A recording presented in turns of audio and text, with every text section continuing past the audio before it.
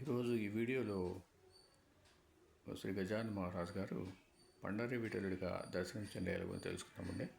గురు బ్రహ్మ గురు విష్ణు గురుదేవో మహేశ్వర గురు సాక్షాత్ పరబ్రహ్మ తస్మై శ్రీ గురవే నమః. విఠల భక్తుడైన శ్రీ నరసింగ్ అనే గొప్ప సాధువు తీవ్ర యోగ సాధన చేయడానికి ఆ ఊరి పరిసరాల్లోని అడవులకు వెళ్ళాడు.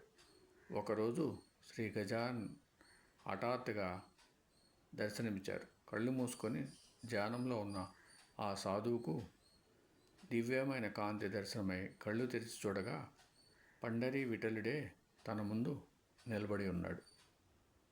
అతడు విఠలునికి సాష్టాంగపడి లేచి చూడగా శ్రీ గజానన మహారాజ్ నవ్వుతూ నిలబడి కనిపించారు. ఆయన ఆ సాధువుతో, నీకు పూర్ణ వైరాగ్యం అబ్బింది.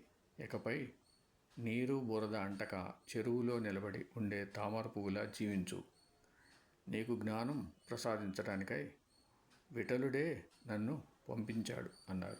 ఓం సమ సద్గురు సాయినాథ్ మహారాజ్కి జయ. ఓం సమ సద్గురు భరద్వాజ్ మహారాజ్కి జయ. శ్రీ గజానన మహారాజ్కి జయ.